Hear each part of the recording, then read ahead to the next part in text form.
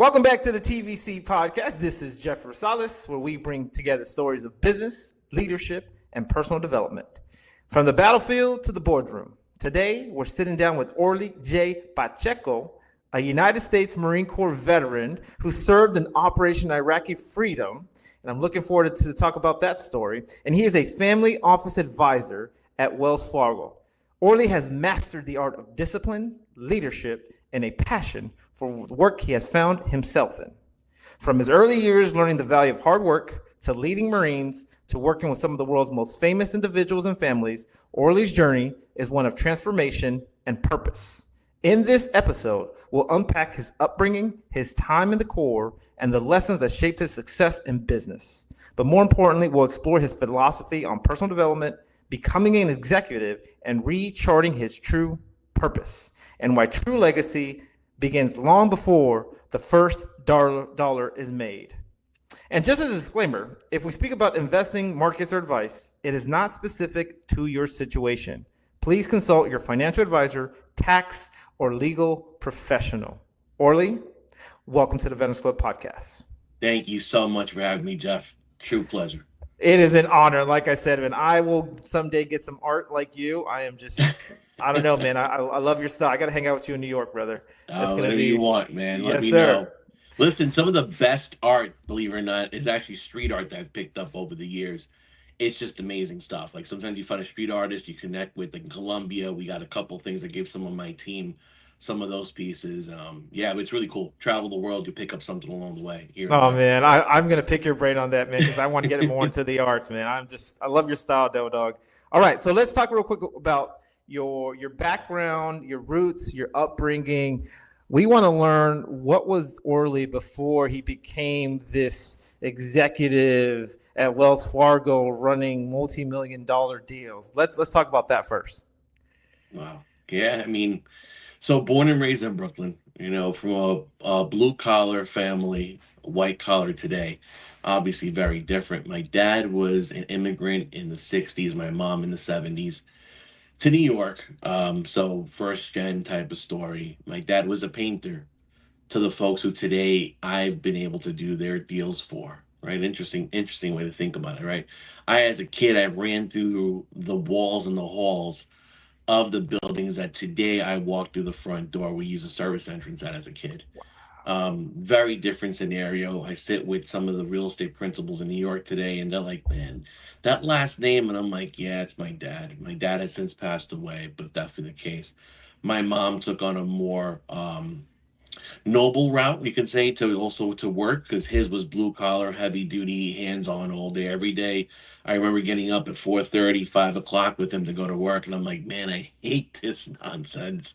And my mother would be more of a homemaker, ended up working for the city in a children's capacity, which today is very noble, right? I look back at it and I'm like, wow, the art of work, hard work, of being not afraid to lift up your sleeves to get things done and come to a different country, right? I was born and raised in Brooklyn, man, in a very Italian immigrant neighborhood. Hence the way I speak today. People are like, oh, but you sound different. I'm like, yeah, I guess I was born into a different scenario, and what could happen right throughout life. And we'll talk about that some more here. So that's where you got your hard work and your ethics from, right? Your parents. Blue collar reminds me of my dad, who also since passed away a couple of years ago. But he was, Braceto, immigrant, blue collar, worked in the fields, worked in the janitor, all kinds of blue collar jobs. But but that's where I get my punctuality and time. And I was getting up at 4:30 with him to go to swap meet before, the Marine Corps got me up at 4 o'clock or 3:30. Yeah, I mean, it's different, right? I mean, today, yeah, I can sleep a little bit more, and I shouldn't be sleeping in some days, but still, it's a different type of sleep you want to get. You're tired because jet lag, or you're tired because you're moving around so much, right? Logistics of what I do today is really different, because I do cover Long Island-based families, like where I'm at today. Live, work today on Long Island. Love being out here. Never thought I'd live on the East End full time. It did become a reality over the past couple of years. But sometimes I'm on a plane, and I was on the West Coast. That's where you and I last saw each other, Jeffrey, and we linked up. And ever since then, just bouncing around. Been back to the West Coast one other time since, well, two times actually since. Maybe flying out again in a week or so. So the rest side of the equation is where I think the most important side of it is, right? Mm. You got to try to do balance. And I know it's one of those things you want to talk about as well too. Is how do I balance my time as being in front of people, in front of clients, on the road, right? When does it matter? Because you could shut it all off in 1 second, right? Yeah, and We're you're super right. connected today, right? And the world is super connected. Literally, devices. I can think about one device, two devices, three devices in front of me at all times, multiple screens here, even the setup I have at home, right? It's a moment to disconnect too. So it's finding that equilibrium, you could say, of what the right Mhm. balance is, the work life balance, which is never really a balance. It's of how you can best juggle it and not break down. So I love that you said that, and we'll talk offline because there's another Marine that I've told you about, right? Albert Renteria. I was at his trade show, gave a mm, keynote a couple weeks ago, and we've been talking about the balance and why that's important today. And we're going to bring a lot of newer veterans who've transitioned and older generation. We're going to bring them together. I'm going to moderate that, amazing. and we're going to talk. The reason why we're going to do that is because there's this big go baby boomer retirement trend that's happening, but a lot of their children don't want to inherit the businesses that they've built. So I said, you know what, Albert? I think what's missing besides this huge $1 trillion transfer of wealth is the transfer of wisdom, Orley, Yeah. because maybe those children are not equipped. Maybe there's people that they need, like yourself or myself, or veterans who've probably been in the trenches and can probably share a little bit of what the importance of life, like what really is important about life. So I think that's going to be an amazing conference next year in 2026 in Moreno Valley in October. But I think it's something that we should definitely reflect more upon. So I appreciate that insight. So real quick, I do want to transition to the Marine Corps because I feel that is what sometimes turns boys into men or girls into women, and it transforms a person. Yeah. Absolutely does. Without a doubt.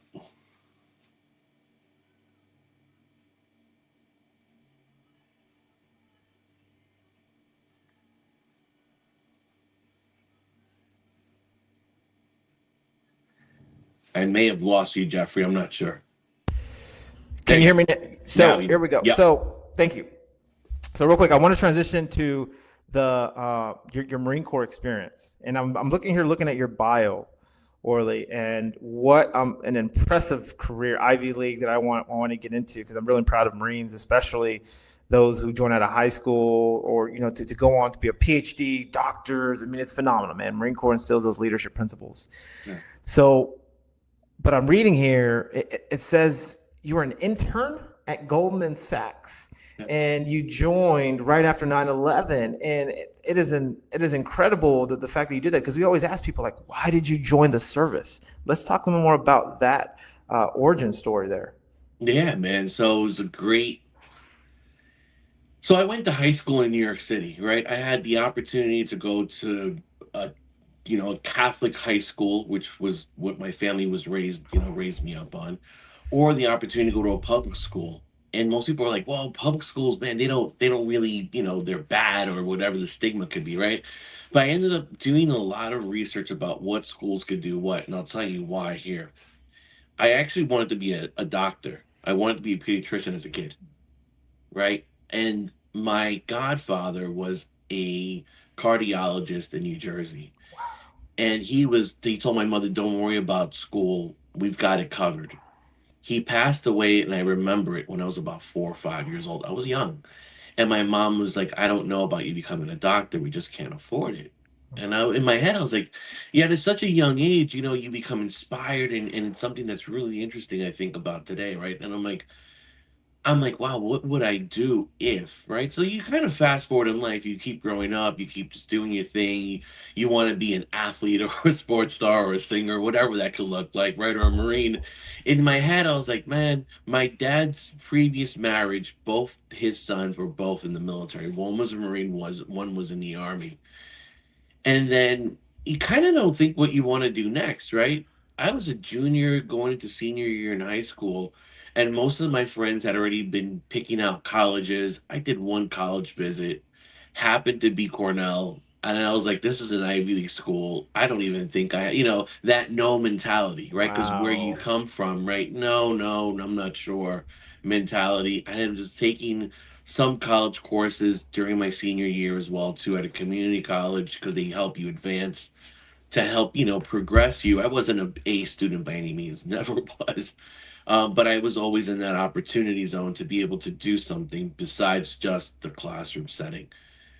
I was interning at Goldman. I had just finished the internship. I'd come back to school again, senior year, kind of head on a swivel. What am I going to do next? 9/11 happened. I think it's the second day of school, or maybe even maybe yeah, must have been the second day, Monday, then Tuesday, the 11th, right? Going in, and that was a moment that changed my entire life. And I remember just kind of being, if I were to change this moment in history and in my life, what would that look like? And I was like, well, I don't think college is in my cards right now, right? It wasn't that it moment right now scenario. And I said, well, what else could I do or want to do? And I'm like, man, if I could serve this country in some way, what would that be? And I was like, the Marine Corps. Like, it was just like that's got to be it, man. Like, and then the stories of like the brother David Carnes who was digging through the rubble, a Marine as well, too, phenomenal guy who ended up meeting at Deloitte years later after the fact when I was doing Toys for Tots in New York City as an instructor, and just the stories of how the Marine Corps came together. But the recruiting team, nobody talks about the New York City recruiters at that point in time. They were in the thick of it, right? And they were trying to recruit and help out and be America's real 9/11. And I saw that moment where you see the hometown New Yorkers that were Marines or in uniform already as well at NYPD, FDNY, etc., right? First responders really step up to that call. And I said, man, I want to do it. And I was just linked up with one of the Marine Corps recruiters, and I said to him, I'm going to do it. There were so many of us that lined up to do the same thing, right? Everyday Americans became the most patriotic in one moment in history that changed our clock forever. Much more so because I was there. That was it, man. That was the moment. We linked up with a recruiting team out here in New York City. They really were like they took us on. We did the MEPS program, which is the military entry program in New York City, and there were so many of us, right? Classing up to go to boot camp. You were running into people from high school, different high schools, people you grew up with. It was a madhouse. You're looking, I'm like, damn, I think this dude from that looks familiar, man. I think he's like, and I'm like, I think it is. You just running into it, and then across the fleet too later on in life, right? You realize, you're like, man, I didn't realize that these guys we were playing softball with or baseball with or they worked at different firms, they're all here, right? And an impact story after the fact too, when I was in, young lieutenants, young older officers to come over and go, hey, I was reading about you, man, and it says you have work history. I was like, yeah, I worked. You worked at a bank, and I'm like, I worked for somebody as a grunt. Literally, I was grunting away for some older gentleman who was on a trade floor. I was doing trade floor support, taking trades and making the call and just confirming the call for him. And they're all like, "Oh my God, but you worked at Goldman Sachs, man! Like that's huge." And I was like, in those days, I was like, that was nothing, man. Like, I feel like I was doing just paperwork all day, like literally taking trade symbols, converting them over into a computer system, and everybody was amazed by it. So yeah, no, it's a really interesting story of how that happened. 9/11 was a turning point in my entire life. How the Marine Corps became not even an option to becoming the option. Right? Like I said, head on a swivel. Which way am I going to go? I don't know. The recruiters always say you never had your mouth wide open catching flies because that's how you recruit the best. When they got the guys like this with the mouths wide open like fish, and you're like, oh, easy hook. He was like, you pretty much had your mindset, but you just kind of said, I'm going to do this. And then actually, long story short, the recruiting cohort that we went through into 1st Battalion Alpha Company in 2002 at that point, there was almost 14 of us that enlisted through this New York City program together that went from the high school together. So who's in today? I think two of them still, but the rest of them already, my cohort already cycled out. It's been 20 plus years at this point now. That's so powerful. I mean, you have me in awe right now. I don't even know what else to say to follow up with that, man. But so my recruiter just retired last year. He announced it, and so it's incredible because the Marine Corps is very small, and we know each other, and we ride or die for each other, right? Yeah. And so I think it's awesome that brotherhood and that fraternity. It's the world's largest fraternity is what I call people. It's very amazing, and sorority too. We got sisters in there, Yeah. but I love how a lot of folks like you saw it and you went and did something about it. You left your job at some prestigious financial firm, and you said, "I need to go do this." Right? Like for me, it was also a dark and gloomy day. I was in middle school when I first saw it on TV. So that's a day I'll never forget. Just like you. So let's talk. Let's put a quick in your Marine Corps experience. What were maybe some of the first lessons in leadership during your time in the Corps that you still apply with today, and why Marines or service members that have transitioned should use those skill sets because leadership is everything, especially when it comes to problem solving or it comes to working with executives or going to do new markets. Let's talk about your Marine Corps leadership and how you carry that with you. So I'll go through different experiences. I think number one is boot camp, right? You have to think about your time there. You take some of the most impressive Marines that they could find, and you make them.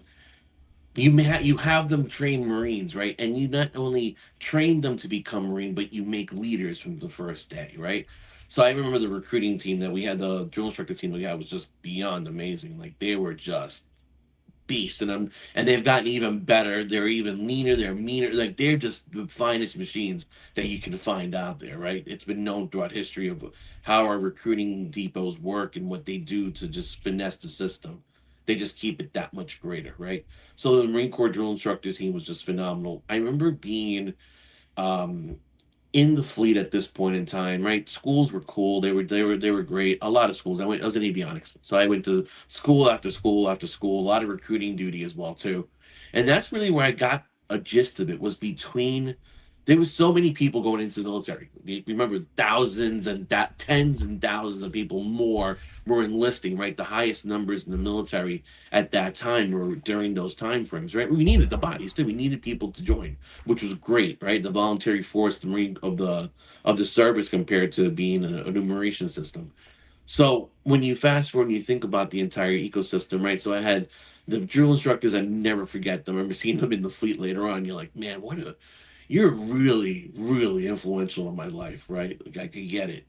I remember having a Mustang officer in my first duty station in New River, North Carolina, and he said to me, "Dude, you got to show up." Right? That early morning rise that I really don't tend to want to do anymore. He was like, "Dude, let's be at the gym at 4:45 in the morning," and I'm like, "This doesn't start till 6 a.m., man, or 6:30. What's up? What's going on?" And he said, if you really want to strive, you got to show up. And he goes, you're going to show up at work. He goes, I get that side of it. You got it. You're just smart. You just pick it up and pretty much a one-time, two-time thing. And next thing you realize you can control the show.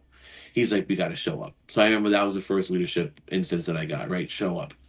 Another time was when I was actually checking into my second duty station as an instructor here in New York City. I was checking in, and this really tall dude, he was an officer who was a captain at that point in time, was like almost 7 foot tall bird. And he's looking at me, he's like, hey, I heard we're checking in together. I look up, I'm like, yeah, we are. He goes, I'm from the Bronx. And he's like, I'm an Irish boy from the Bronx. And I look up and I'm like, the hell you doing here, man? New York City instructor, he goes, you're in charge. There's two ways to do it. I can baby you all the way through it, or I can let you do your own thing. He goes, you're an adult and so am I. He goes, I'm former enlisted like you were. So again, the former enlisted were the ones who really attached onto me.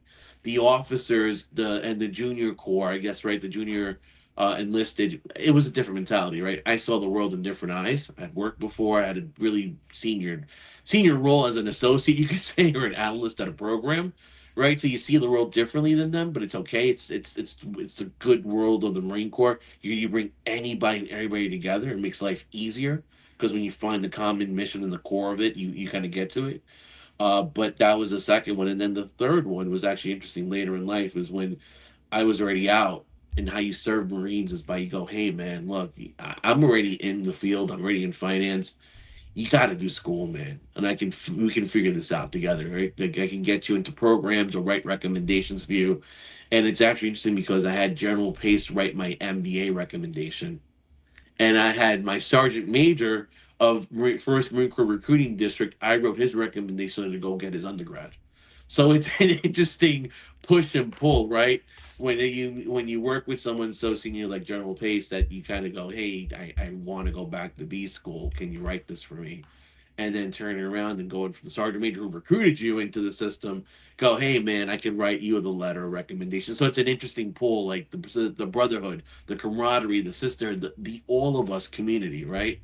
Is what makes this world so amazing. So yeah, a little bit of it all there, man. Hopefully in a That nutshell. no, that's fantastic. I mean, I love what you talk about the culture, the camaraderie, treating people with respect, letting you own your leadership journey, right? Which is like you said, that captain allowed you to do that. I think that's a very powerful story, and a lot of folks can translate that into the business civilian world because I think that's where sometimes veterans maybe get hold up a little bit. And I love how you scratch my back, I scratch your back, right? Because I've had folks as well make recommendations for me that folks I haven't talked to in years, and they're like, "Oh yeah, Rosales."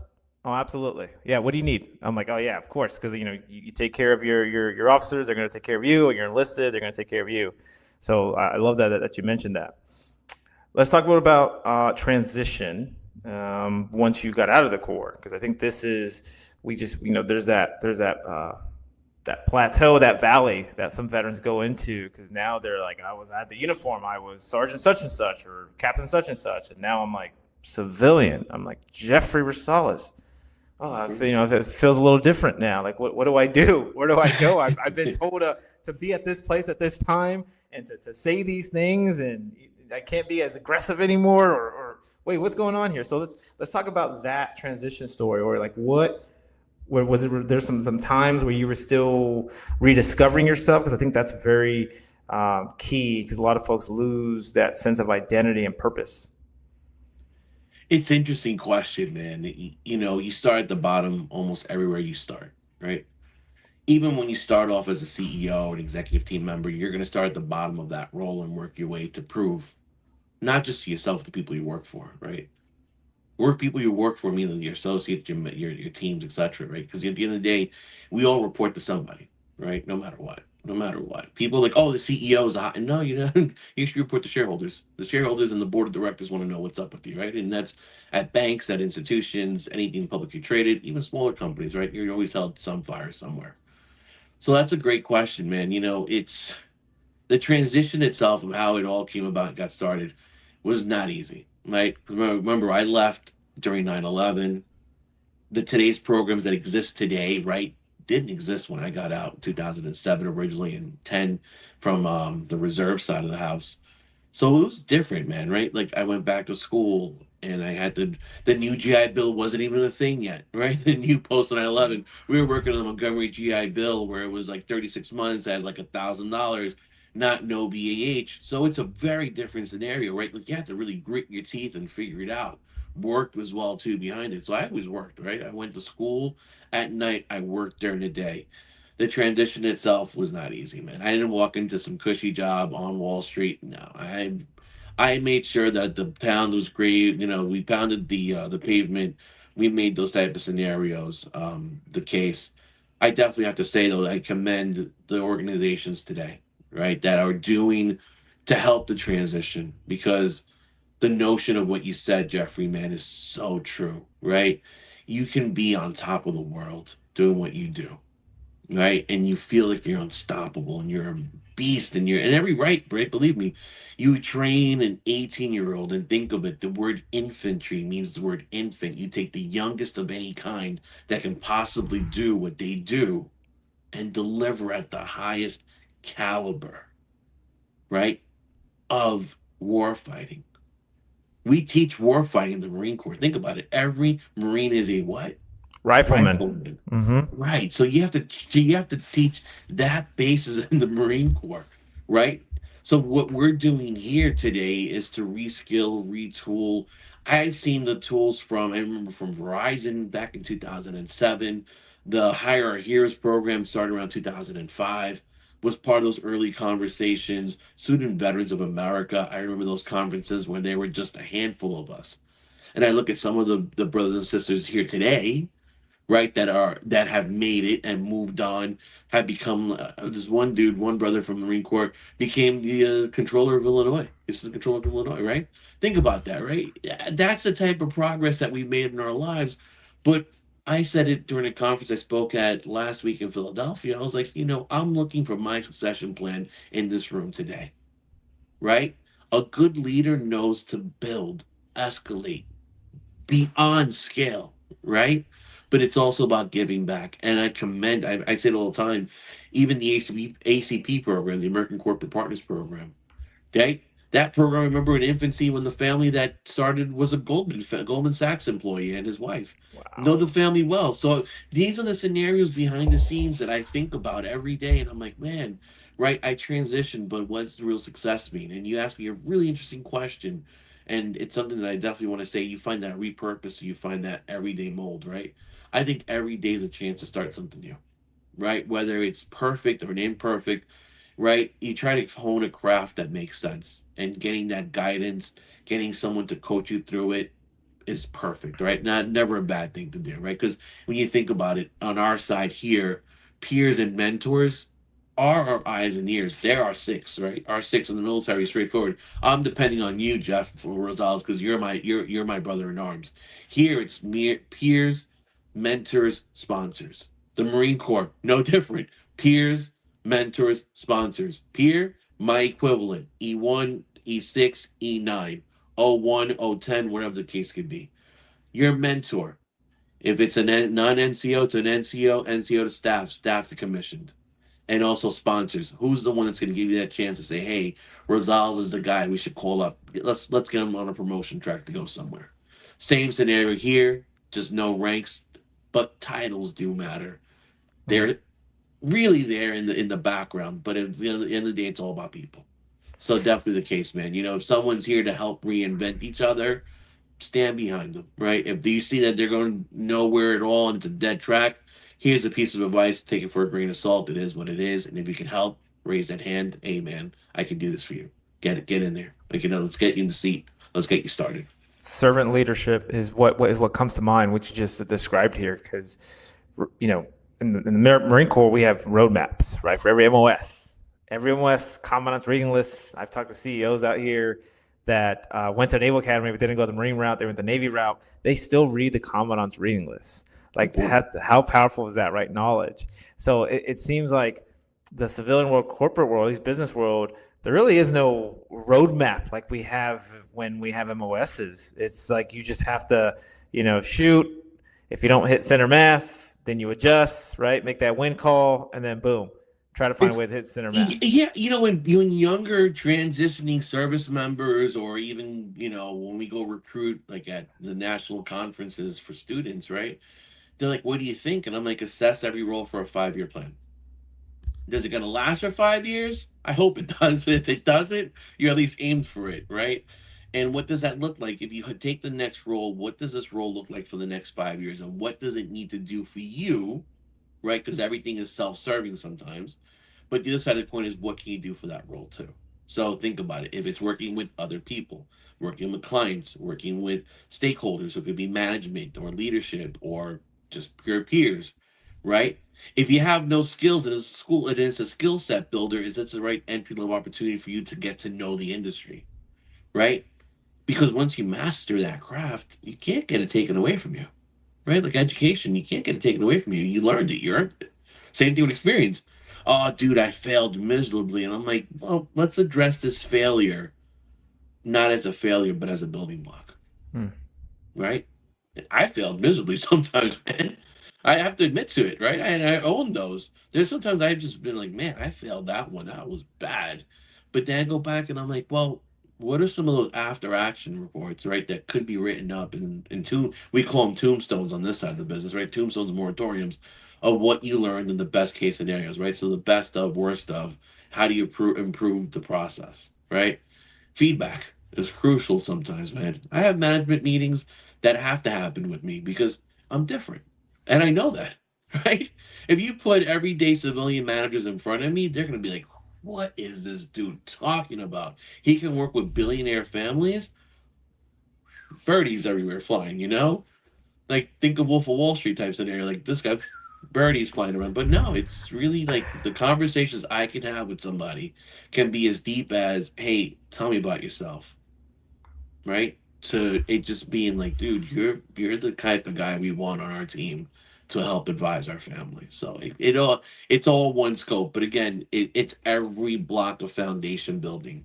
Sometimes it's a little block that you may say to yourself, man, that's got nothing to do with what it looks like.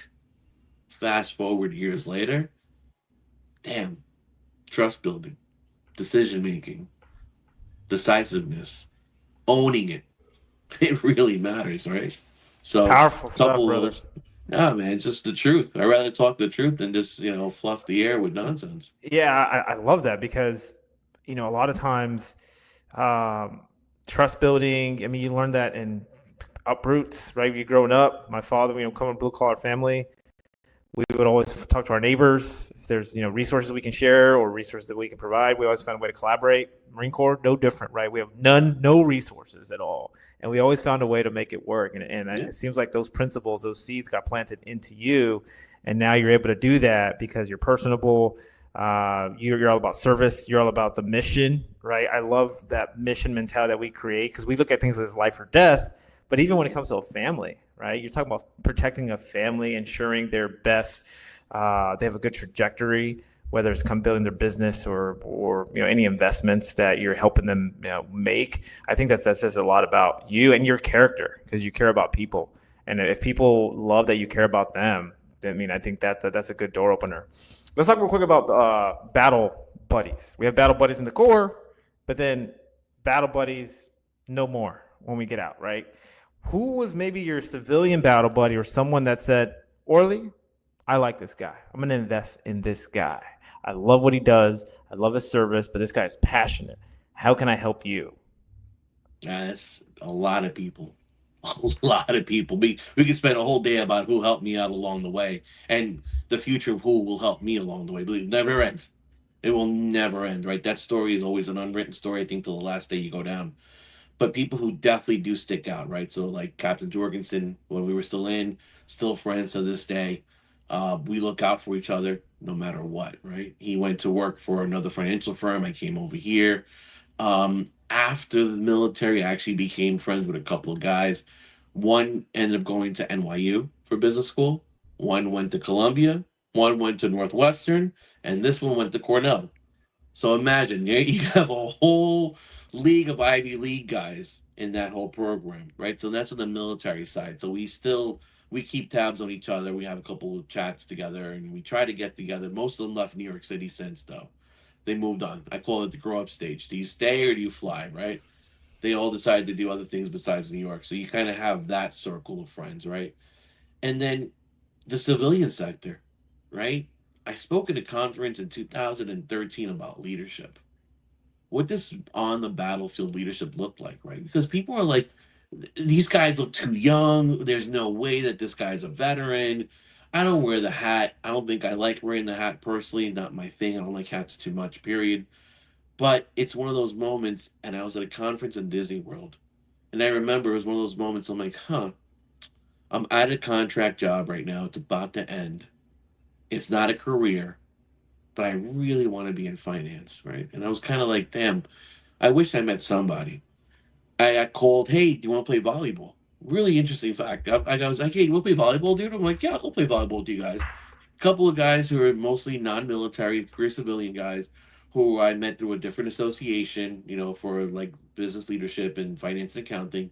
And it's one of the associations we recruit from at most of the major firms today. And I was out playing volleyball, and it's the most weirdest thing. The only thing I kept doing was going back into this cabana bar area and asking for 5 gallon jugs of water, water buffaloes, right? We know in the military, those 5 gallon canteens of water. And I keep bringing them out to keep refueling everybody's water because you're playing volleyball in the middle of the day in August in Orlando, Florida. It's hot. It's hot, man. We're losing more. You're drinking water and you're sweating it out within minutes of it going through your system, and you're playing volleyball, right? I mean, that's probably a good way to keep losing weight too. I should probably go back to that method. Personally, right? And I remember this guy at that bar who had two phones, had two Blackberries at that time. I remember he had a very similar pair of Ray-Bans like these almost to some extent. And he said to me, he goes, I need a guy like you on my team. It didn't even fathom me, right? And I told the bartender, hey, do me a favor, use my little wrist thing, because Disney World uses those little wrist things for you to pay. I was like, yeah, get that man a drink, whatever he wants. And on one of those other ones, we ended up catching up, and he said to me, I'm here at a conference. I'm like, yeah, me too. My friends and I are playing volleyball. We have to go get ready for the reception this evening, and then the gala. And he looked at me, he goes, I'm speaking this evening. And I looked at him and I said, you're speaking this evening? And I said, you're not the CEO of the organization. You're not the keynote speaker. And he has his hand out. He goes, my name is Art Tertasimo. I'm the CEO of Capital Markets at Bank of New York Mellon. And a guy like you is a guy like that I need on my team. What can I do to bring you in? I can teach you the business, but I cannot teach what I just saw today here. And I said to myself, holy crap. So that was it, man. That's somebody on the civilian side that just didn't know me from Adam and said, hey, you. And I've had those type of calls throughout my life. Many people here today at Wells, same story. Got a phone call at Bank of America, even working for a family office. I worked for a family office directly throughout my career. Very similar to Rodrigo, who was talking about, who became the state controller for Illinois, went to work for a family, working for a family today as well. And you kind of just get this call and it's like a one-shot deal, right? I'm going to put you on a program and on a track. You just got to deliver, right? And then I met a whole nother peer group after that, Jeff, that really, I talked to this one guy who's one of the heads of a talking head on TV, or like 4 talking heads on TV today in financial services, and I are on the phone at least once a week, every 2 weeks, text messaging, hey, dude, what's up? How's your week been? Non-military, civilian guys who are just the best. Like, we've seen each other grow up in the industry, and we always talk to each other. So the peer brotherhood from the Marine Corps, I still have. That peer relationship in the civilian sector, you got to build. It takes time, right? Because not everybody's going to be like that direct and go, dude, I just met you, but it's you, right? And I mean, that really was a call in life, because you don't get that call every day. And I say I'm very grateful for that moment in life, right? And every mentor I've had, every sponsor I got, remember, peers, we build each other, right? Because the peer network is helping you to get the job done. Your management team, you report to, you got to deliver for, and et cetera, because you one day want to grow in that path. Mentors are the people who are going to help you get there, to help you lift. Sponsors call you up and say, dude, it's the ball's in your court. You're going to go to Boston.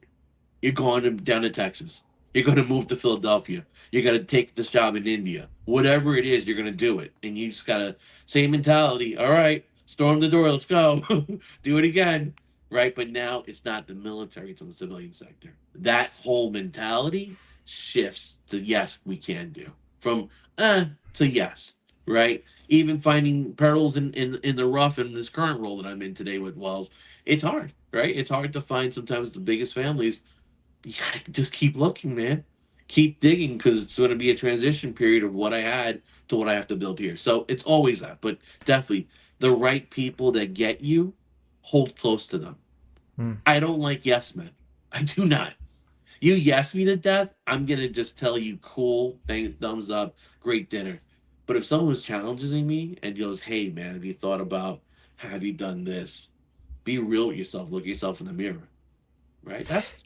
That's the biggest judgment right there. Yeah, no, I'm right? glad you mentioned that, man, because Look in the mirror. a lot of folks I talk to, the core, like a lot of them are like, man, this corporate business world, it's, kissing babies, and it's a tough adjustment, right? To dealing with folks in the civilian sector. But I get that. I love how you talk about being personable, because personable is very, very important, right? If people like you, that's always a good way to build rapport with people and show them that you care about them. How's their family doing? Well, are they okay? Hey, can I help you with something? Like what you did, that little act, it might seem little, but you're like, hey, get this guy something, right? This guy's, I like you, right? Like I like it. Like I've been told that a lot of times, and it's not like even I'm like trying to go out there and say I want you to like me. It's like, no, man, I'm just me. I'm gonna Just be be me. I'm you. gonna be Yes. Jeff. My that's Be my piece of organic. advice always. Keep Just it be you, real, man. Keep it You're not real, gonna man. fit in. It's not the right place. Move on. It's Yeah, okay. No one, yeah, there's no one has to say you have to fit the wrong place. It's okay. You might not be the right fit. Sometimes I'm not the right fit in the wrong place, and I have to understand that too, yeah. right? Peers, mentors, coaches, even sometimes career coaches along my path have been like, dude, why'd you take that role? And I'm like, oh, survivability. Really? You survived because you needed to, because you had to. You're in a worse place today than you were before. And then you're like, you know something? Yeah, you're right. In the moment it was the right thing to do. Right? But you need that feedback. And you need those failures, man. I'm gonna say it to you, sometimes you just need to just bomb something wrong, dude, and just, move on with it. Because you learned, all right, well, that's not my best calling in life. Let's not do that one again. Someone rings me up for that one, go, nah, I've been down that road before, and it's okay. I'd pass. And it's okay to pass on some things. Can't say yes to everything, and that's the thing. Like I said to you before, if I was everything yes to everybody, forget it, man. I couldn't do my job. I just Yeah, couldn't. how would you be Orley, right? Orley Pacheco. So let's talk real quick about personal development and daily discipline, because you already alluded to that. Based on you being personable, that scenario where you guys were playing beach volleyball, it was hot in Orlando. You're feeling the water buffalo, if you will, and some CEO of a financial organization said, "I like you." What do you define as personal success today? It's interesting, because I guess success over the years meant something different, right? You keep seeing more of the world. You start seeing more of how people live. You start seeing more of how the world is defined, right? And I say it to people all the time. Your wealth is sometimes measured by the average of the five people you hang out with. You here in the center of your hand. You make a million, you make a million, you make a million, you make a million, you make a million. Guess what you're going to be making? 5 million, 5 million, 5 million, 5 million, 5 million. What are you going to be making? Right? The average of the five people you hang out the most is what you're going to average out to be.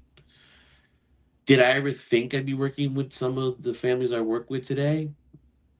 When the number of millions and then sometimes even billions come into the conversation, you're like, damn, like I remember I was working with a team, and the manager sitting in front of me, the call was just came in to me. He goes, hey, I've got a $5 billion family I need to introduce you to. Right? In my head, I phantom the idea of 5 billion in stacks of cash. I could. I also see the potential of it being lost.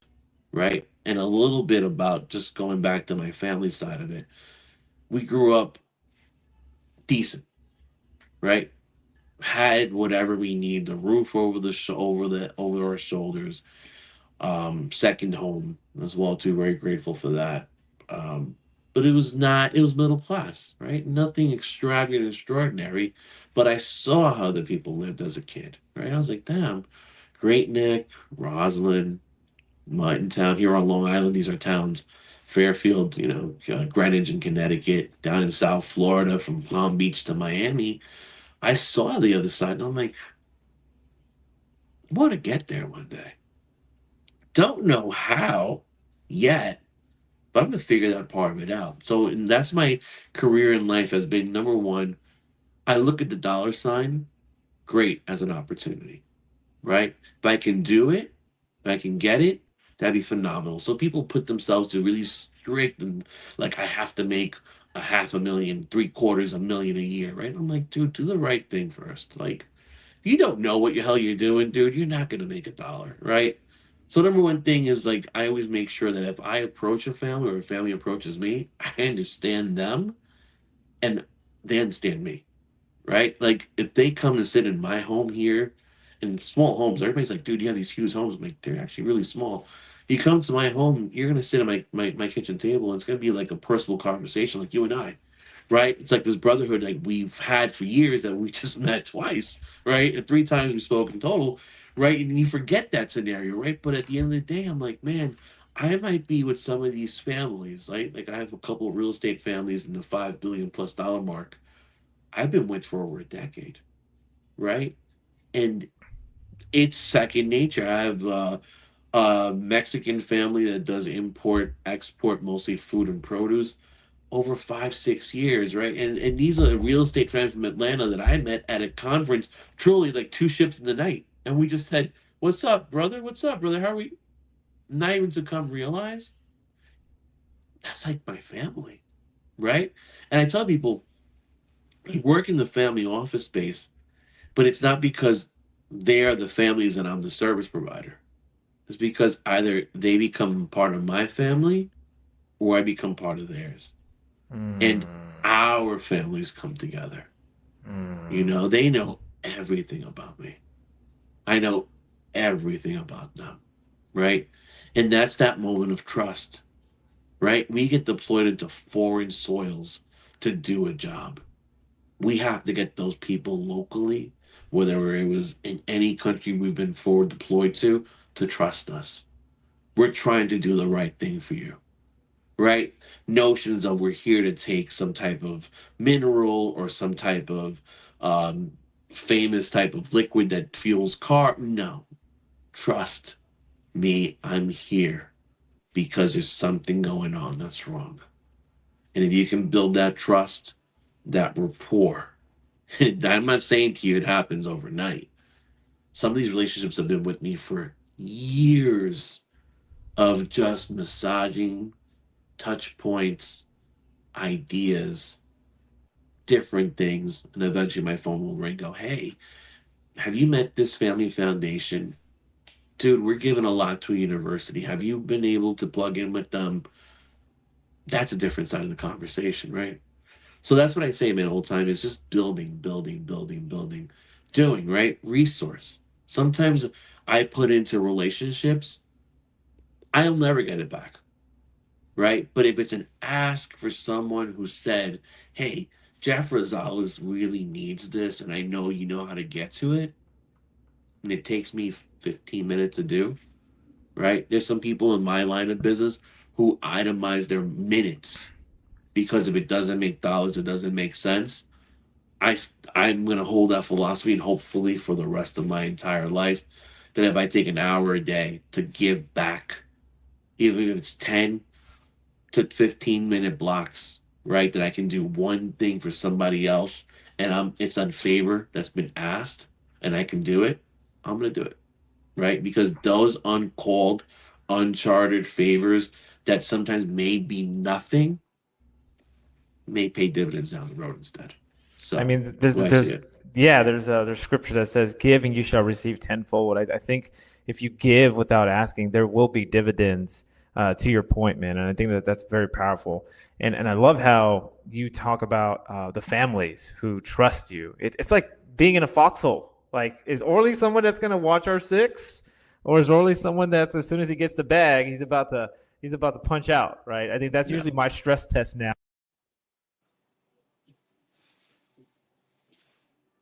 Do I want to be in a foxhole with them, right? My next wife or my next business partner. That's usually my stress test now that I use in life. And I love how you illustrated that, right? It's like that trust that they have instilled in you. So real quick, I do have a question. I'm curious, and I want to get to, because you said giving back. What are some books or things that you might want to share with veterans? It is Military Appreciation Month that you recommend for veterans to maybe consider? Because I mean, you have an amazing career trajectory, Ivy League, OIF veteran, went out, joined the Corps after 9/11. came from blue collar family, but you have definitely paved the way for a lot of us to model. You are the model, a great example, man. You've led by example, so I'm proud of you, brother. That the fact that you're doing that, and a lot of others, I hope they're going to be watching this when we air it. Can learn and take notes from you, right? Because knowledge is power, and thank you for sharing that knowledge with us. But I'm curious to know what is on your nightstand. Dude, most of the books I read today, man, are family office related. So literally I've got things from people who write books about families, next gen planning, right? Things that are in my line of business keep me sharp, right? Gotcha. I don't I don't watch TV. I don't have time for it. I spend doing a lot more, I guess, experiences nowadays too, Yeah. right? If it's an art outing, love art. Obviously, you can see about around us right now, my back walls here, and around this whole house. I have a section off screen right now that's just things that haven't even been placed on the walls yet, or haven't been rotated up yet, or haven't found space for yet. So there's a whole stack of art, literally, that I don't even. There's a couple people's pieces there. I think that have been traded out with other people for other things, but. Um, it's definitely the thing, man. For me, it's important. It's very important to do those Yeah. things. So earlier, you mean to tell me you don't have like Math for Marines on there? You don't have that? Those crayons are done, man. I think I already ate through that whole box, man. I've graduated since to Oh man, to color pencil or to something, color man. Who pencils, man. knows? I gotta connect you with a buddy of mine. His name's Frank Manteau. He actually is the inventor of crayons ready to eat, right? A company Oh that boy, turned the joke of crayons he made into edible chocolate crayons that you can write with. He was on the podcast last year around this that's time, funny. and it's That's funny. I love hilarious. it. It's I hilarious, love it. bro. It's phenomenal, man. He's a great guy, man. He's in Vegas.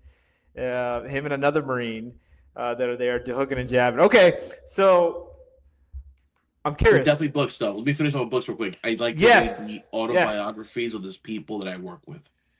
Sometimes they're so famous people that you only know them in that moment because the interface moment is 30 minutes at a time per meeting. Sometimes you're able to just say, hey, by the way you bought that team. Or, hey, that ridicule you took, man, being the underdog, I admire that because when they Mm. told you you would be nobody, that's pretty cool. So I do a lot more of that reading just to and it's really like cool intelligence reading, right? Because at the end of the day, I know more about my person on the other side of the table than they know. They don't know that I know, right? I hit them sometimes with something and they're like, wow, all right, this guy's got something going, man. He's plugged in, he's cued into it.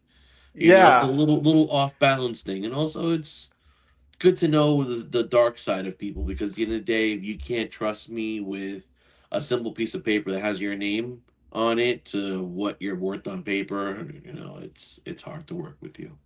And vice versa, I'm gonna make it difficult to work with you too at that point. So it's a two-way street, you know? Yeah, I know. Thank you for sharing that. I think that's very important. I have buddies, at least bachelors. I'd say, hey man, okay, that was good. The first day. What about tomorrow? Or some of them don't want to take their time with things. They want to go straight for a home run. It's like, hold on, slow it down, one step at a time. Find Yeah, out first. Do some due you diligence. you forget sometimes, man. Sometimes you just get hungry for it. You just want to go all the way, you know? It's part of the story in life, man. Believe me. I know, I know. I've been through. I'm speaking from experience here, but I think it's pretty powerful here, man. So you already alluded to that. I mean, your drive, your drive for your family and what they went through and 9/11. What else, drives you today, brother? Like, I mean, you've done really well. Like some folks, they lose that sense of purpose, and it sounds like you've regenerated that because you're all about the family. Is there anything else that drives you today to say, I'm glad I woke up to help this family? What else?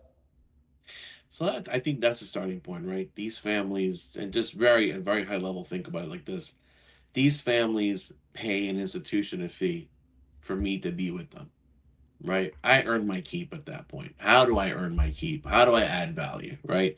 That's one. Number two, my days sometimes are just never the same, right? I can get a call I got a call before from one of the exiting partners at the Pacheco, and I'm like, "Whoa, this is really cool! Like, what are you working on?" Or I was on a call this week with connecting. You met brother Fred Sotelo, I think, from San Diego, and Fred was connecting. I was connecting him to a former Boston Fed Boston member that is also on a company that he started, General Radar. That's doing military radar. In geospatial, and they're trying to hook up together to figure out how they can work together, right? So some of those moments sometimes are the ones that I look forward to. What do I look forward to some days? And it's an interesting question, right? I tell people, and I mean it sincerely when I say it, this is the best 25-minute call of my day. Sometimes it's the philanthropic side of what I do, right? The other night, New York City, 2 nights ago, we were out. We were at an event. General Mattis was there. Great to see General Mattis always. Eye connection between the two of us. We locked eyes. He goes, and I said, "That's right." Nothing else except for a hug, and we walked on. I ran into the president and the CEO of the Marine Corps Law Enforcement Foundation. We locked eyes. He goes, "I remember you. You're the former INI in New York City." I was like, "That's me." He goes, "What are you doing to give back?" And I said, interestingly enough, philanthropy is one of my biggest drivers that drives me today, right? No one really, don't say it too often, but there's a scholarship out there with my name at a community college. I'm working on another giving element to a school down in Florida that I went to actually visit for work. And I ended up being like, wow, like I'm personally going to commit to this idea. I have to make sure it's all hunky dory for work for them to understand why I'm doing it.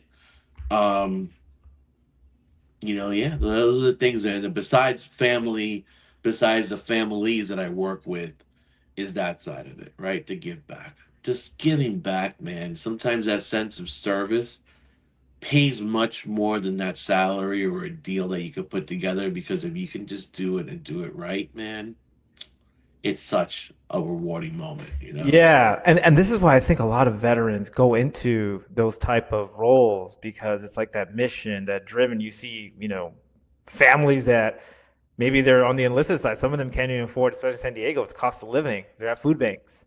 Veterans going out there. Oh, you need something? You need some food? What do you need? Right? Can I help you out? A lot of veterans love doing that, man, because we're all about impact.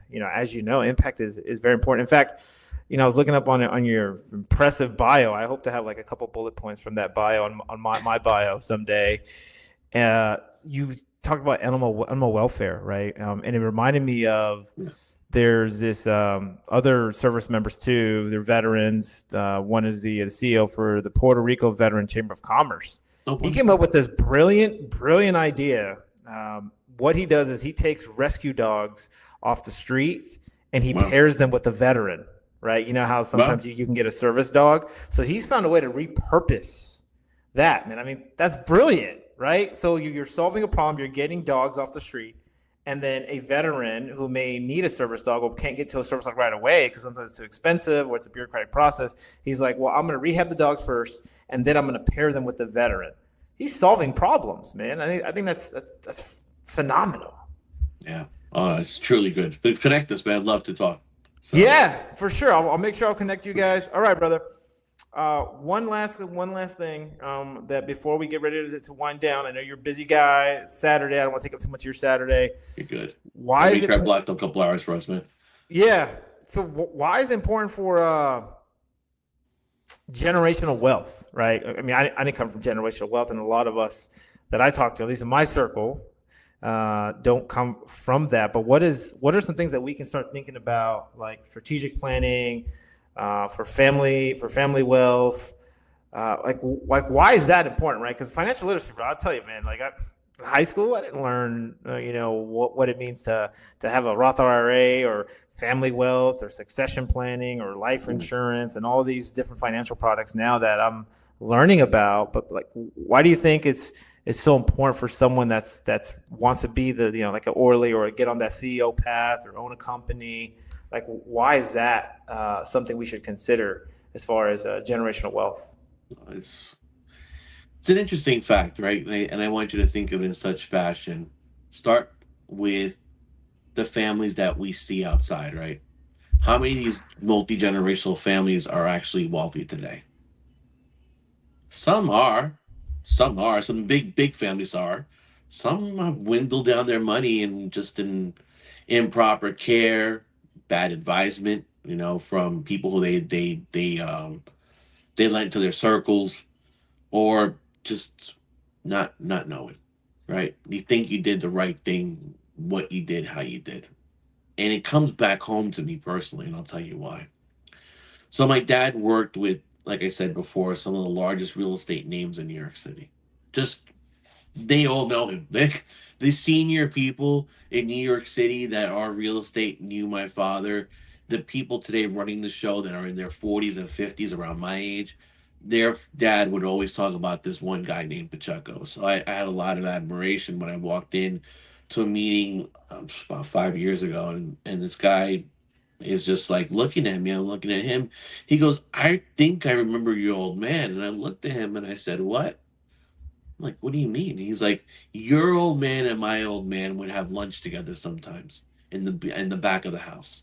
So think of conference centers. The back of the house is the things that we don't see, right? I walk the back of the house sometimes. It just helps me move faster between being backstage and another conference room setting. I don't even go sometimes to the main areas just because I avoid them because I just want to get somewhere, right? And that's usually how VIP celebrities usually get moved around. They see the back part of the house. They was like my old man and your old man would sit together, and then another gentleman who his father owned a maintenance company, and we got reconnected about 4 years ago when I came back from the family office side back to the institution side, and he's like, I remember your old man when he was leading the company, and my old man and I were running ours. He had a bunch of my family had checkered, black, gray, and white checkered trucks, and they had red and white trucks. So we could distinguish. He's like in that service world, we knew who we were because your dad's trucks and our trucks were almost synonymous in the same buildings and the same meetings too. And I was like, yeah, it's interesting, right? But you build and you build and you work, right? And I want you to think about the grind here.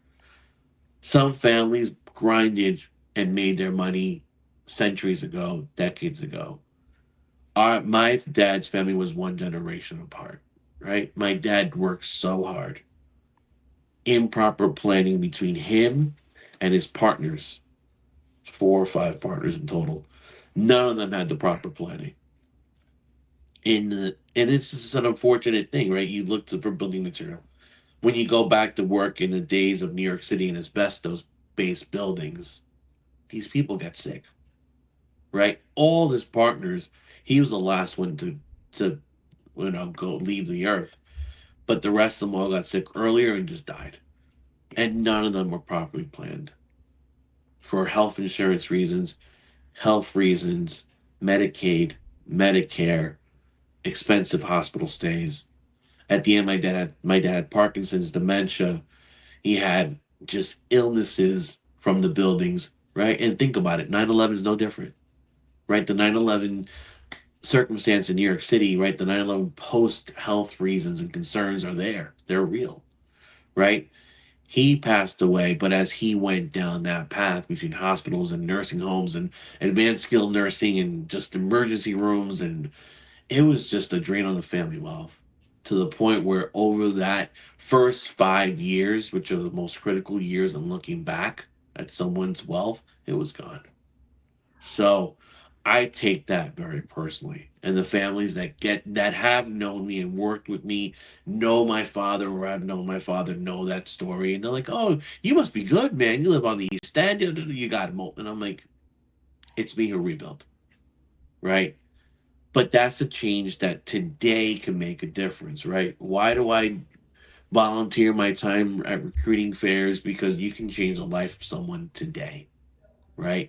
That generational impact can be like, damn, man, you look like me, you walk like me, you talk like me. Maybe you came up where I came up from. But this is a chance where I'm not the CEO of the firm. I'm not, right? I can introduce you to the people who hire and can make a difference in your life. So I want to be the CEO of a firm? Maybe. Maybe if the cards stack up the right way and it's the direction I go back into, sure. But I love working with families so much. The day to day of it, right? Just the day-to-day of it. Like, I would tell you, I wanted to be an executive so badly, and I still want to be one so badly. But I love working with families so much more too, though. So it's a Yeah. weird balance to find the two, right? How to become a CEO and still work with families, right? No, I love One of that, man. Yeah, I love that. And because I mean, my father, when we lost him in 2016, 2017, we weren't prepared for it. We knew it was going to happen. We knew it was going to happen. And the thing is we had to scramble.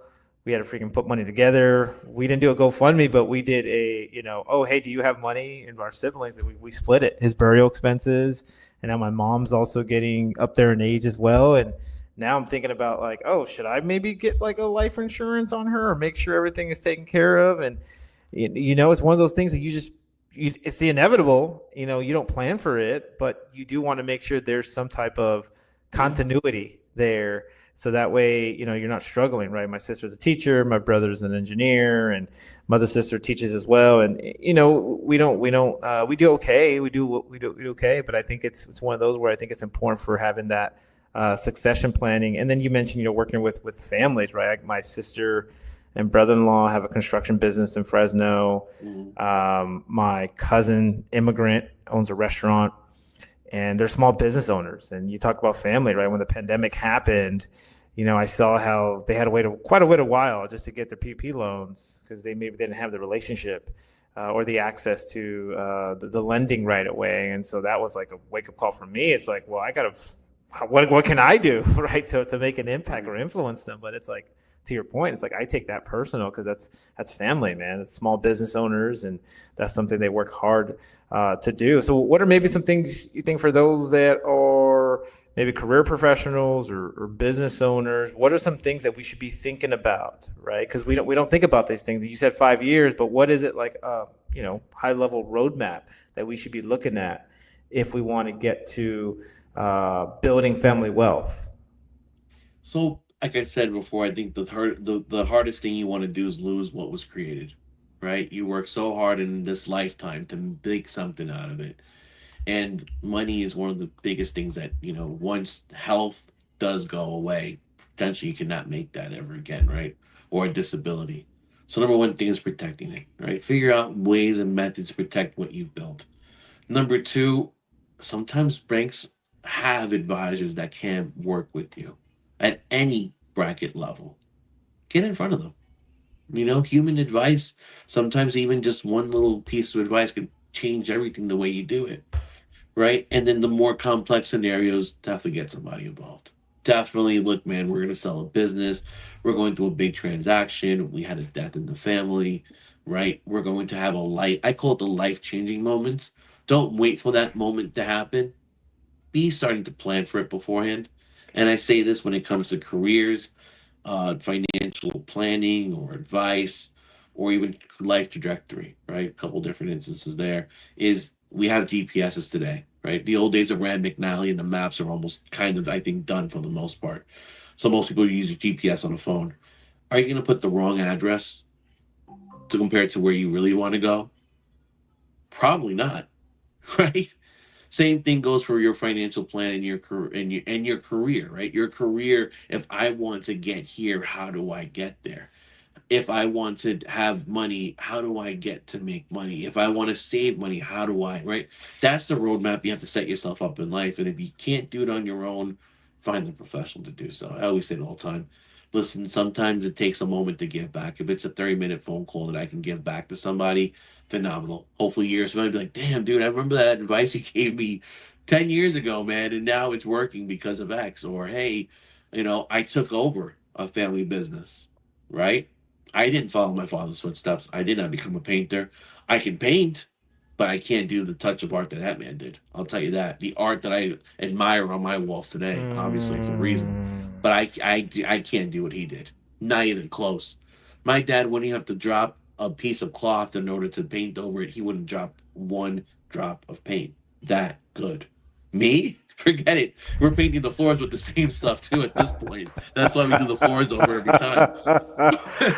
But man, that's what I'll say to you, man. Is have pride in what you built. Learn to protect what you've done with it and grow it. Right? Grow. Earn, grow, protect. That's as simple as it gets. And learn to give to other generations. Give back some of it too if you can. If you have a little extra, it doesn't hurt to give back, because two ways to do it, right? You pay taxes or you give to philanthropy. So choose whichever way you want to go with that. And again, just get the right advice, man. Get the right people around you that make the most sense for your situation. You should be able to be okay. Put that in front of you as an okay sign.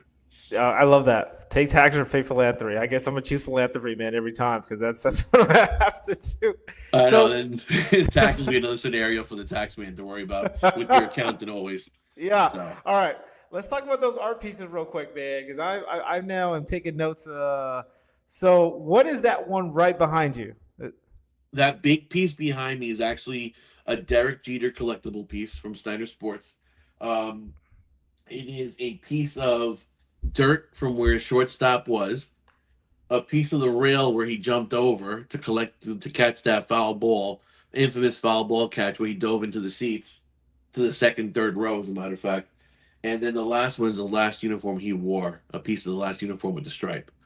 So a collector's piece that I found at a charity auction years ago.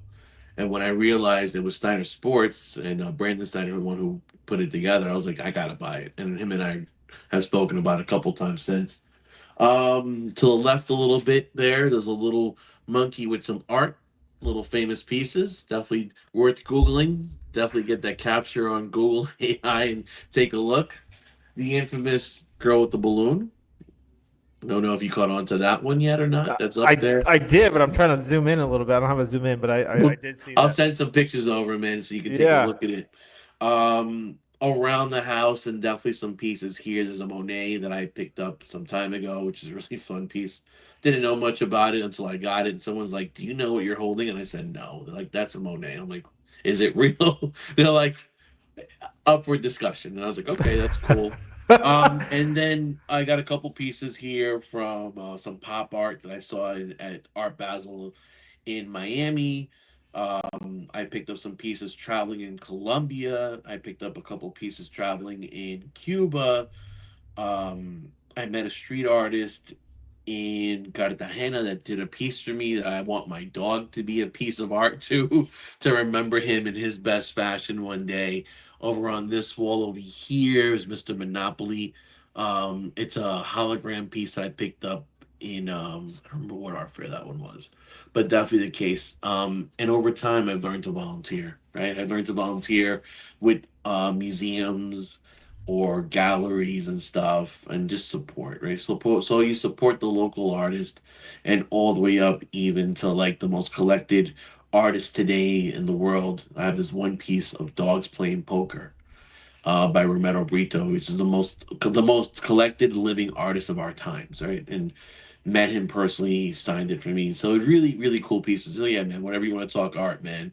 I love going to shows. I'm gonna pick your brain on that, man. Picasso. I've seen some Frida Kahlo paintings around here, and I'm learning more about Monet. I only read about Monet in college, so I have a piece here that I literally saw, and I was like, we forgot where we picked that one up from, but we picked it up for cheap, and I was like, I don't know if it's real or not. So we could be sitting on a piece of art it here looks for my good. home. Yeah, it looks good. Okay. It looks good. I was like, this is great, man. But definitely, though, I mean, what I tell people all the time, like, how do you start collecting? One, buy what you like. Don't put something up that you're going to be like, this is hideous, and everybody's going to look at you like you have 5 heads. If you like it, guess what? Just buy it. I'm taking notes, brother. I'm taking notes, man. Yeah. Number one. Number two is, if you find the piece that really sticks to you, let it talk to you, right? Art is a form of expression. It's exactly what it is. It's a form of art, right? To me, that piece and I have to have several meetings in order to get together and get along, right? Get to know you sessions. And I'm like, nah, no. And then eventually I'm like, something, there's something about this piece of art. Let's do it. Other times I walk by and I said, that one. Just instinct. Like, there's one piece right now in Cartagena, Colombia, which I'm looking forward to going back in January for a wedding. And I have my eye on one piece of art that I found the street artist for him, and tell him, if you don't have it, I want you to make me another one. So I'm on the hunt for one piece right now. Street art. Believe it or not, street art. Completely different. It's a bull wearing a bull with like a reddish black background with a cigar, gold tie, it's amazing. And I've showed friends of mine, a couple of the friends I'm really close to, and I'm like, dude, I should have bought this. And they're like, man, we got to go just to get that piece with you on vacation. I'm like, I think so too. So That we is might your get another piece, piece. brother. Yeah, that's your piece. Based on me learning more about you right now, that is your piece right It's there. a For really sure. good piece, The man. But bowl, the cigar, like for sure. definitely though, man. If you want to meet me in Miami in December, though, more than welcome to. Let's Yeah, take you out well, to we the could definitely galleries and the shows. figure something out. About it, man. So, real quick, how is the Jets gonna do? I think I remember you saying you were a Jets fan. Oh, How are they man. gonna do this season? Tell me about Oh man, you're gonna rag me about my famous Jets, and I don't have a hat here right now, but I definitely have a lanyard with my season pass holding right Yeah. now. I carry. it. Yeah. It's gonna be a rough year. I have to talk about that with the owner when we get a chance about Yeah. this whole negative trajectory. He hasn't answered Yeah. my calls in about a couple months. And Yeah. I'm sure for right reasons why he's not answering anybody's calls lately. Not even just to sell him something, but like Oh, Steve my and talk gosh. about the Jets. Yeah. But it's gonna be a tough one for the Jets. They just traded out Sauce Gardner in a three-way trade as well too. Yeah. I am not certain of what the direction will look like. The coaching staff, from my understanding, they're at the edge of their seats because of everything going on for the right or wrong reasons. And I would say this, he's one of the very few owner operators of a team, right? Most people usually do not want to do that day to day, or they shouldn't do it day to day. He, on the other hand, is just all in on the team. So I'm intrigued by there. Also, I don't know if you know this, so fact though, I'm also a Chiefs fan as well too. Only one reason. Number 10. Pacheco. That's right. That's right. That's a powerful story, man. When you told me about that, how it all came full circle, tell me real quick once again, man. Because I want my audience to hear that. Yeah, so I was the same person who got me into banking at the conference was the same person who introduced me to Pacheco when he was still playing in college at Rutgers in New Jersey. And he said to me, I think this guy's going to make it all the way. I spoke to the kid one time and I said, look, man, I'll be your biggest fan. Opening day, I was in Kansas City for that game. So really cool dude, really down to earth. I don't talk to the guy. I have the number and stuff. Don't even talk to the guy like that. I should probably talk to him more often. He was out actually hurt and injured. He's going to be coming back after the bye week to play again. So definitely the case. And in my world, at Wells and sports entertainment as well that I do, it's just one of the coolest things, man. I got to work with family offices that happen to own sports teams. Private equity, but all of a sudden became this really sexy notion to own sports teams and sports teams themselves. So I kind of put this whole world together. No, that's phenomenal, man. Like I need to get me a Rosales. So the family and I are print. My nephew plays D1 at UNLV right now in second base. So I need a base. So I wear the Rosales, very proudly as well. So I got female the collegiate.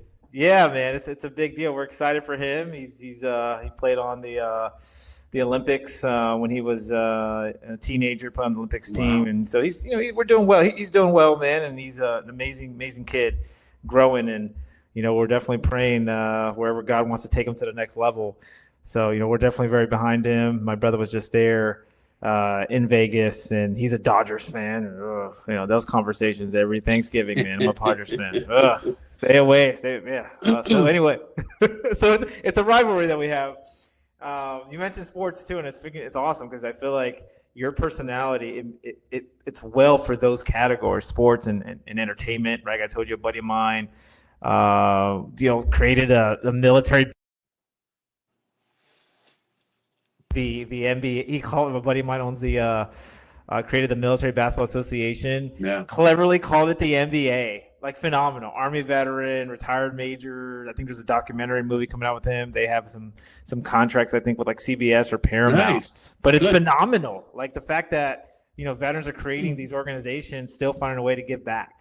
And I think it's phenomenal to do that. He wants to create a soccer league too, man. That guy is driven. Wow. And Michael Myers is second. I talk to commissioners a lot. Some of the commissioners give me a call every so often just to catch up. Yeah. And it started in a context not even not even professionally. It was more like personal. Like, oh, hey, did you like this new idea we put out? Right? Some of the sports owners call me up. Hey, did you see the new arena? I got some of the sports management people going, hey, I want you to check out the arena. Are we doing it right? I was like, does this make sense? So it's a really cool, dynamic of how it all comes together, So it's really interesting. Yeah, and I applaud that. I think that today's potential investments in major sports leagues become harder, right? Because you're dealing with millionaires. I'm sorry, billionaires mostly on these teams today, right? Mostly every one of them is a billionaire. Yeah. The new frontier will be either outside or newer upcoming from pickleball down to, a veterans league. That's phenomenal. Glad to Yeah, help yeah, out when we dude. can. Yeah, they're global. They're international. I mean, they go to Puerto Rico too. They have their events, and he was on the podcast a couple times last year. I'm going to get him on again to see an update because I said, "Hey, are you guys going to create other leagues?" Like, yeah, we have. They have a whole roadmap, man. No Blueprint. kidding. Wow, that's pretty cool. Michael Myers, Angel Acevedo is his deputy commissioner. Both veterans. I mean, they're hooking and jabbing. And it's awesome, man, seeing that. And then ownership, right? I was wondering, is there any veterans that are owners in major league sports teams? And there's one that I discovered. So his name's Art Moreno. He owns the L.A. Angels. Angels. Yep. Yeah, I actually reached out Really to his foundation. I was like, "Hey, can I get this guy on the podcast? Because he has an amazing story." She's like, "Well, send me your pitch." So I was like, "All right." I send her some pitch, and she's like, "Hey, he loves to, but he's a private guy." I was like, "All right, I'm gonna find a way to get that guy on the podcast. Just watch, man. I mean, I'm gonna figure out do some touch points. I'm taking notes, Orley, so I'm gonna figure out how to get these guys involved in that." All right, brother. Appreciate that. Appreciate we talked about kind of your background. What last minute type of leadership or counsel do you want to leave with our audience? Doesn't matter if they're veterans or non-veterans, but folks that maybe want to follow your path and what you did and just where you are today, man. Reach at the pinnacle, and I know you're going to continue to excel, brother. So I'm just very proud of you. That's interesting. The pinnacle never seems to end, man. It just keeps on moving further up. You just have to keep chasing it up a little more, right? That's the way I see it always. You're never at the top. You got to keep working to the top. It never ends. Um, I guess I'll break it down in different areas and different just types of scenarios. So like that, it kind of touches everyone who will listen and watch the podcast, right? When it comes to military transition, I think there are great circles out there today, right? Again, I said it earlier. There's so many right-facing organizations, and not by politics, but just organizations that are doing the right thing for veterans, right? And those you just got to find them. Got to do your homework. The internet's the best discovery ever. In case you haven't figured it out yet, go online and do some research. Do your homework, right? If you don't know, you can't get connected. Just reach out, right? Worst case scenario, I take a couple minutes to think. Hey, by the way, you should be having a mentor and it's here ACP or do this way, or even some of the organizations on the West Coast that I'm not even interfacing with, right? You dropped a couple names to me. I'm like, oh yeah, I haven't heard from that dude in a while. Yeah, it's been like 5-10 years I haven't heard from him. So it doesn't hurt, right? Know that the transition is never perfect. If it's perfect, many blessings, because it was not perfect for many of us. So take it for what it is. Take it. You did a soft landing compared to tough, hard landings and skid rollovers until you just have to rebuild over and over again. It's part of life, right? Life will teach you that lesson that it's never going to be perfect. And I worked for a family, and his famous line to me was like, Orley, guess what? There's always something. And he was a civilian guy, never military. It was always something.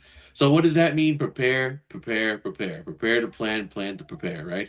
Fail to plan, fail to prepare. You know the story. I don't have to go too much further into it. So that's for the brothers and sisters in combat arms. Look, one day if you do get out, which will happen, we all will get out one day. Whether it's 2 years, 5 years, 10 years, 45 years, right? Try to chart that plan now. Whether it means like, what's your heart and your passion look like after the service? Because we know how to drain you out of every bit you got. You gave back so much. You could have lost it all, right? And I'm grateful for those that did serve, give the ultimate sacrifice, and I'm very grateful for those that will give after the service too, right? So that's the way to say it. For those looking at career transition ideas and the next steps, right? Plan the next goal out. I would say to you 5 years, right? Take a career opportunity for 5 years if you can. minimum, right? Because in today's jumping world, prove them wrong. I'm not here for a year to get promoted and move on, right? I'm looking for 5 years, and it might be a story too. What can I do to help you to move along too? Right? The opportunity has to be one that fits, because if not, you're going to be miserable. And every single day, you're going to wake up and not want to hit the earth with the face forward. You're going to want to hit the face, your face against the pavement every day, because you scratch yourself along the way. It's painful, right? And if you find yourself in that mode of that position, you might not be in the wrong place, and it might not be them. It just might be you. Two ways to look at the world. Move on, right? Yes, I understand the world economy is tight. I understand we're going through some geopolitical issues. And yeah, this whole experience of democracy is going through a test right now, but it's called life. Hopefully, buckle up, get in there. And if you can't do it by yourself, definitely get some help. It's okay to ask for help. Believe me, my peers, I ask for help all the time from, hey, does this make sense? Hey, does this marketing plan make sense to you? Am I approaching the right people? Am I going to the right conferences? Am I wasting my time where I shouldn't be? Right? Simple questions right there that may take somebody 20, 30 minutes to deep dive with me and kind of go, dude, why are you wasting your time going there for? Doesn't add value to who you are. And that's okay. Finding the right people along you. I said it earlier today, and I'm going to say it again. Find the right people that are not going to yes you to death, because if I need yeses, I can just write my own book and move along. Write my own checklist of things to fail on. Test it. If it's not working, hey man, hey Jeff, do you have anybody in your circle who could probably look at this for me? Doesn't hurt to do that, right? Same thing, have a check-in buddy. Doesn't have to be battle buddy because, oh, you guys are Marines, you guys use battle buddies. No. Have someone you can trust and confide in. Hey, am I doing this right? Or am I just bombing this the wrong way, man? And if it's wrong, guess what? Can you give me advice? And it's okay. That person says to you, hey, I'm going to give you with a grain of salt. Take it. Great. If you got to find the right person, go out there and find them. They're in this world. Someone might say no to you, and this is the life of sales too. I get told no to more than what people think, right? Does my phone ring sometimes? It does. I'm grateful because it's a two-way street, right? But it's good to know that I can put that call out there. So know that transition is never going to be perfect. It's okay to fail. Know that sometimes experiences in life do hit with some hurdles, do get knocked down. It's all right, man. Look, man, if I fall sideways, I hope someone's there to help me. If no one's there to help me, I know I got to get back on my own too. And it's okay to do that. Because sometimes people don't look at that side of the story. They don't ask you how things really are going. And that superficial ask of how you're doing today is just it. It's superficial. They just want to know that you're here, right? How you're here standing today, I don't know, but you're here, right? And that's what I'll tell you. Stay in the fight every single day. Every single day is a brand new chance with a brand new opportunity to build something which is beautiful or as ugly as you want to make it be, right? Every chance you get in this life to make another breath, another step, comes with that chance to do something right. Stick on that mentality, right? I'm here to do something right today. What does that right thing look like? I don't know. Sometimes that moment comes from a phone call in that's unexpected. Sometimes it's a planned moment. Sometimes it's just the moment that hits you out of left field. Just do right by people, right? Take that first initiative and that first moment. And there was a sergeant major, I think Coulier was his name, at some point in time, that said something that really stuck to me, right? And it was during a Marine Corps message, very timely point of the year that we're in right now. Veterans Day on 11/11, Marine Corps birthday on 11/10, the day right before November 10th. Right? He said something along the lines of motivation is like a cup of coffee. When the caffeine wears out, the motivation wears out. But if you do it right, you inspire somebody, that inspiration will last a lifetime. Right? Think about that. Motivation and caffeine do wear out. Right? You can be motivated as hell. It's going to die out. But be inspired, that little fire in your belly, it's going to last a lifetime. So those words, I never met the Sergeant Major before, but I remember that Marine Corps message very closely.